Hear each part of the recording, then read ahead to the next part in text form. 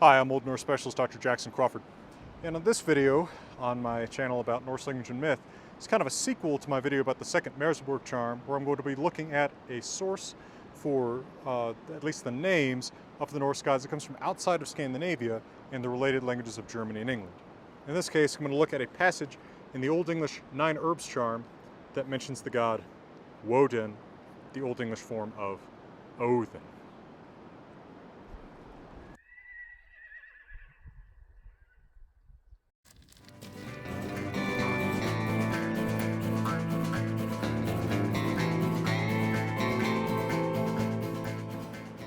Now in another video some time ago, I talked about the reason why in Old English you see the W in the name Wōden, but not in Old Norse. Old Norse has a regular sound change where W's drop out before O's and U's. So what we've got here is in the typical fashion of Old English or Old High German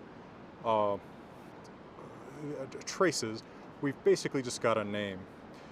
This is part of a compendium from the 900s called Laknunga. It is a healing arts manuscript. It's what a lot of kind of magical medical stuff is mixed up in. It's pretty typical for the time. There's much more to the poem than what I'm going to read to you, but basically it is a almost hymn, almost a prayer to 9 different herbs that are used for healing purposes. They are said to prevail against 3 and against 30. We don't know what the 3 and the 30 things are, and we don't know what all the different herbs are, but that doesn't matter a whole lot for this particular part. So here we go. I'm going to read this to you in Old English. Now, I'm not an Old English specialist, Old Norse specialist. Hopefully Old English people forgive me for this. Here we go. Wirm kom snikan to slate man, tha janam Wōden nyen woldertanas. Sloth tha nedran that heo an nigan to flech, thar je ende de apple and ator, that heo nevre ne wolda an hus bugan. Fille and finule, felle michtige twa, tha wirte je sheap witty dritten. Hali an heavenum tha he hangede, sette an sende an sivon worlde. Eramum an eadium, ealum tobote. Stand heo with werke, stunneth heo with atre. Seomeo with thrin, and with thriti. With feondes hand, and with this hand, with Freya begde, with malskrunge minra wichta. Now it's a good bit more of this charm than you'll usually find in references to the Wōden part of this, but you're going to see why I included that latter part right after a quick word from my sponsor here.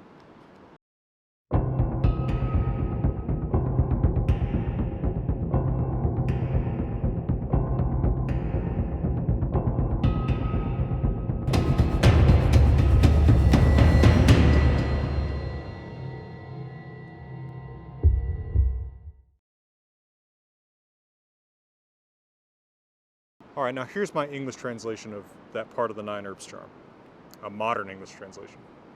A worm came sneaking. He tore a man, probably meaning bit. Then Wōden took 9 mighty twigs. Then he struck the serpent, worm, snake. There's a couple words used for this thing. Snake, we could basically say. He struck that snake so that it flew asunder into 9 parts. There, the apple also ended poison, so that she, the snake, would never live in a house. Who knows what all the context of this is. But here's something that's kind of interesting. It's often not included, again, like I mentioned, in references to Wōden in Old English, but it may be connected to him. Thyme and fennel, the herb thyme, very mighty too. The wise Lord made those herbs when, holy, he hanged in heaven. Now, Christ hung from a cross, but Odin very explicitly hung on a tree, likely Yggdrasil. So this could in fact be a reference to Wōden as a wise lord rather than Christ. I think that's somewhat plausible because this is surviving in a context where the name Wōden has just occurred. I'm not looking for the pagan gods much in Old English because that stuff's so erased there, but it's a plausible reference to him. Anyway, when that Holy One hung in heaven, he set and sent into 7 worlds, of course Norse myth often says 9, to poor ones and wealthy ones for the benefit of all.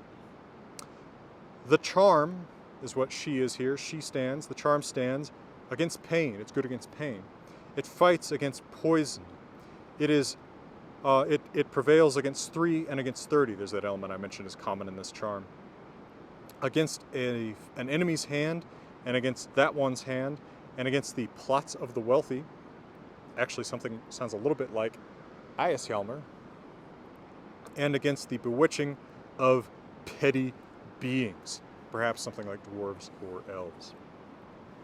So, whether or not this hanged god that is mentioned here is Odin, this is one of the very few explicit references to the pre-Christian gods that you'll ever find in Old English. And it is, Old English specialists may correct me on this, I think the only one where it's not just a name that's mentioned, but there's a little tiny bit of context, even if it's in this kind of baffling little healing charm. Well, I hope this has been a neat look at something that's a little bit outside the Old Norse world for you. Let me see if I can summon my hat here. If you enjoy this video, hope to check out one of the 400 or so other videos on this channel. And other than that, from beautiful Colorado, let me wish you all the best. Now let me make a quick PSA here. I know many people are, and I'm flattered that many people are interested in coming to the University of Colorado to study with me or take my classes. But remember, as discussed in several videos, I am leaving the Nordic program at the end of spring 2020, so I will no longer be teaching classes like Norse mythology, Icelandic sagas at CU. If those classes continue to be taught at CU, they'll be taught by somebody else. I will no longer have any association with the Nordic program. I will still be at the University of Colorado in an unpaid position as resident scholar. And hopefully, during this period, I'll have more time to make these videos, which of course reach more people than any classroom ever will. Work on my upcoming translations, such as the Prose Edda, and work on my class in Norse mythology for the great courses. But please don't come here thinking that I run some Hogwarts for Old Norse. I don't, and you're not going to find that anywhere, actually. There really aren't any good jobs teaching this stuff, and I need to try to make a living. And actually,